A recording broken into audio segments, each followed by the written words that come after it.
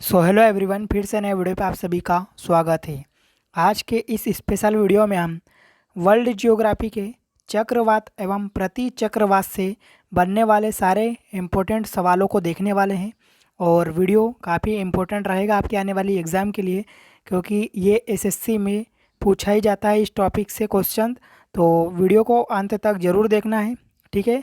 तो चलिए शुरू करते हैं बिना किसी देरी के। क्वेश्चन नंबर 1 देखते हैं।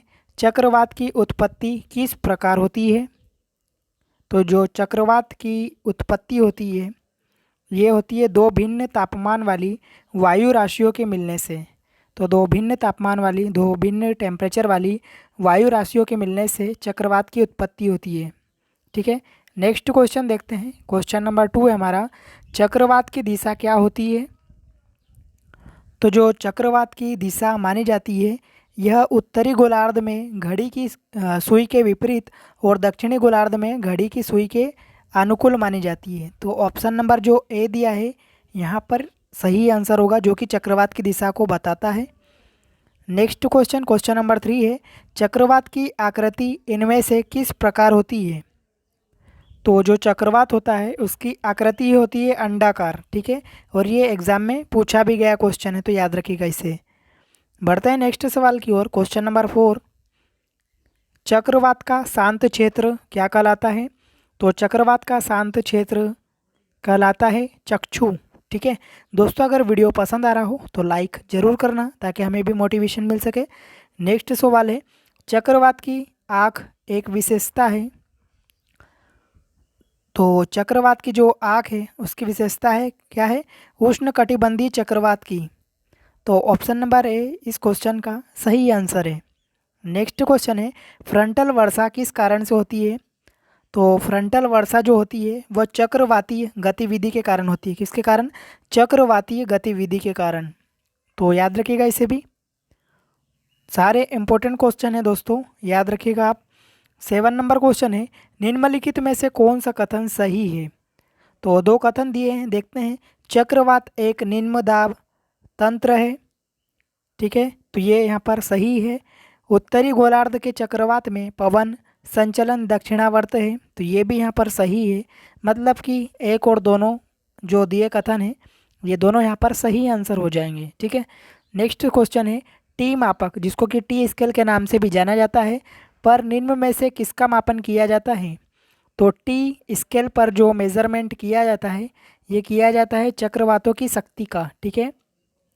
चक्रवातों की शक्ति का मेजरमेंट किया जाता है टी स्केल पर। बढ़ते हैं नेक्स्ट सवाल की ओर। क्वेश्चन नंबर 9 है हमारा, फिलीपींस, जापान और चीन सागर में जो उष्णकटिबंधीय चक्रवाती तूफान आते हैं उन्हें क्या कहा जाता है? तो फिलीपींस, जापान और चीन, इन तीनों में जो तूफान आते हैं दोस्तों उसे टाइफून के नाम से जाना जाता है। वेरी इंपॉर्टेंट क्वेश्चन है ये, काफ़ी बार एग्जाम में ये पूछा गया है, तो याद रखिएगा इसे। क्वेश्चन नंबर 10 है, हरिकेन चलते हैं। तो हरिकेन चलते हैं कहाँ पर? तो मिसिसिपी घाटी में, ठीक है, मिसिसिपी घाटी में। दोस्तों आपको बता दूं, मैंने Indian geography, polity, economics, science सभी को मैंने टॉपिक वाइज ऑब्जेक्टिव के रूप में कवर किया है। अगर उन वीडियोस को आप देखना चाहते हो तो प्लेलिस्ट में जाकर जरूर देखना, काफ़ी हेल्प होगी आपको, ठीक है। नेक्स्ट सवाल है, निम्नलिखित में से कौन सा देश टाइफून से प्रभावित रहता है? तो कौन सा देश टाइफून से प्रभावित रहता है? तो अभी आपको मैंने बताया कहाँ पर आता है, फिलीपींस एवं जापान में आता है टाइफून नामक चक्रवात। नेक्स्ट सवाल है, उष्ण कटिबंधीय चक्रवातों को ऑस्ट्रेलिया में किस नाम से जाना जाता है? तो जो उष्ण कटिबंधीय चक्रवात हैं ये ऑस्ट्रेलिया में जाने जाते हैं विली लिली के नाम से, ठीक है, विली विली के नाम से। तो जो ऑप्शन नंबर डी दिया है यहाँ पर सही आंसर है, विली विली के नाम से जाना जाता है। नेक्स्ट क्वेश्चन है, निम्नलिखित में से किस हवा में चक्रवातीय गति का अभाव पाया जाता है? तो किस हवा में चक्रवातीय गति का अभाव पाया जाता है? तो ये पाया जाता है पापागयो में, ठीक है, पापागयो इसका सही आंसर होगा। नेक्स्ट क्वेश्चन की ओर बढ़ते हैं। 14 नंबर क्वेश्चन देख लेते हैं, चक्रवातों की उत्पत्ति से संबंधित भंवर सिद्धांत के प्रतिपादक कौन है? तो जो भंवर सिद्धांत है इसके प्रतिपादक माने जाते हैं कौन? तो याद रखिएगा ये तीनों ऑप्शन यहाँ पर गलत हैं, क्योंकि इनमें से कोई नहीं है भंवर सिद्धांत के प्रतिपादक। तो ऑप्शन नंबर डी यहाँ पर सही आंसर है। नेक्स्ट क्वेश्चन है, टॉर्नेडो का मुख्य संबंध क्या है? तो टॉर्नेडो का जो मुख्य संबंध होता है वो किससे होता है? तो याद रखिएगा जो टॉर्नेडो का संबंध है वो उत्तरी अमेरिका से। किससे? उत्तरी अमेरिका से। नेक्स्ट क्वेश्चन है, चक्रवातों की उत्पत्ति से संबंधित ध्रुवीय वाताग्र सिद्धांत का प्रतिपादन निम्नलिखित में से किसके द्वारा किया गया? तो ये किया गया था बर्कनीज के द्वारा। किसके द्वारा? बर्कनीज के द्वारा। तो याद रखिएगा इसे भी। फिलहाल बढ़ते हैं आगे। क्वेश्चन नंबर 17, निम्नलिखित में से कौन सा सिद्धांत चक्रवातों की उत्पत्ति की व्याख्या नहीं करता है? तो कौन नहीं करता है?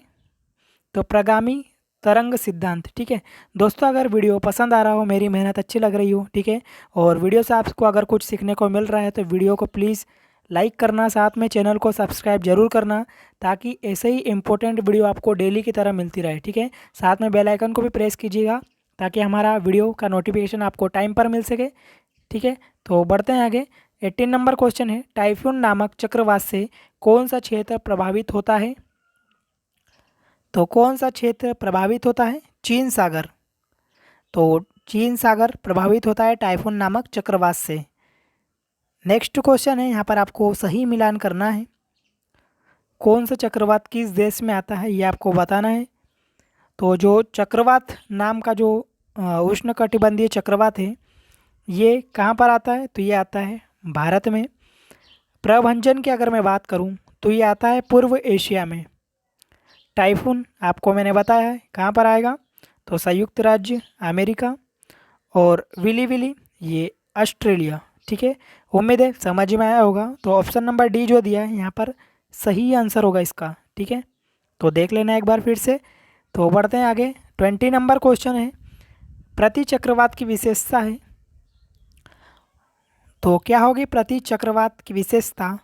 तो इसका सही विशेषता होगी स्वच्छ आसमान। ठीक है, स्वच्छ आसमान इसकी विशेषता कहलाती है।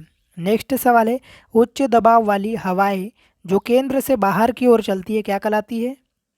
केंद्र से बाहर की ओर चलती है तो उसे हम कहते हैं प्रति चक्रवात। ठीक है, नेक्स्ट क्वेश्चन, प्रति चक्रवात में वायु दाब कहाँ पर अधिक होता है? तो प्रति चक्रवात में जो वायु दाब होता है ये सबसे ज़्यादा होता है सेंटर में, केंद्र में। ठीक है, याद रखिएगा इसे। नेक्स्ट क्वेश्चन 23 नंबर क्वेश्चन, प्रति चक्रवात किस क्षेत्र में कम उत्पन्न होते हैं?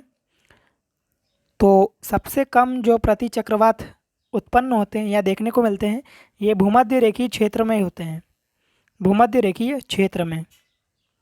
नेक्स्ट क्वेश्चन 24 नंबर क्वेश्चन है, प्रति चक्रवात किस क्षेत्र में अधिक उत्पन्न होते हैं?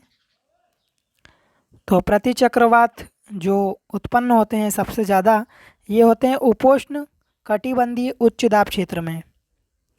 तो याद रखिएगा इसे भी। नेक्स्ट सवाल है, प्रति चक्रवात या चक्रवात की तुलना में होते हैं। तो प्रति चक्रवात चक्रवात की तुलना में होते हैं बड़े। ठीक है, चक्रवात से बड़े होते हैं प्रति चक्रवात। नेक्स्ट क्वेश्चन, प्रति चक्रवात की आकृति सामान्यतः होती है। तो प्रति चक्रवात की आकृति सामान्य कितनी होती है या कैसी होती है? गोलाकार। ठीक है, नेक्स्ट क्वेश्चन 27 नंबर क्वेश्चन देख लेते हैं। प्रति चक्रवात में वायु की दिशा होती है। तो प्रति चक्रवात में जो वायु की दिशा होती है ये कैसी होती है? तो उत्तरी गोलार्ध में घड़ी की सुइयों के अनुकूल एवं दक्षिणी गोलार्ध में घड़ी की सुइयों के विपरीत। तो जस्ट चक्रवात के उल्टा है। ठीक है, इसकी दिशा। तो इसे याद रखिएगा, दोनों में कन्फ्यूज मत होइएगा। तो ऑप्शन नंबर ए यहाँ पर सही आंसर है। नेक्स्ट क्वेश्चन 28 नंबर क्वेश्चन, निम्नलिखित कथनों में से कौन सा प्रति चक्रवात के संदर्भ में सही है? तो कौन सा प्रति चक्रवात के संदर्भ में सही होगा?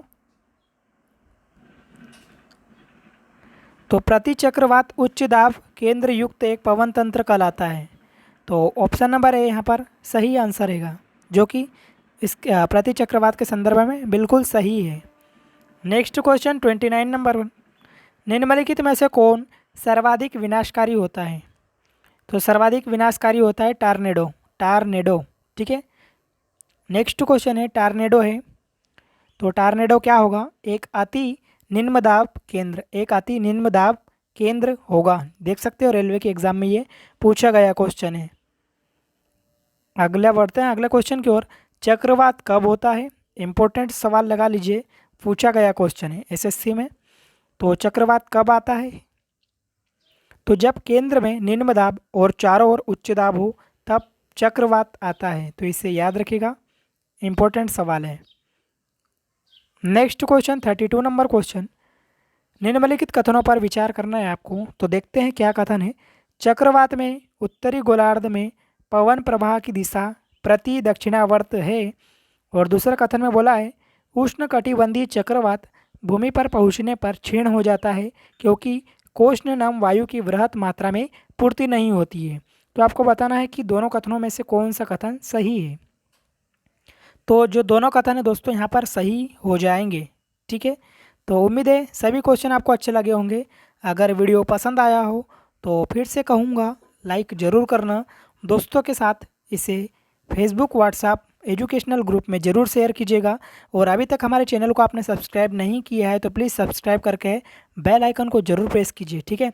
और बता दूं कि मैंने काफ़ी सारे टॉपिक को कवर कर चुका हूं वर्ल्ड जियोग्राफी का।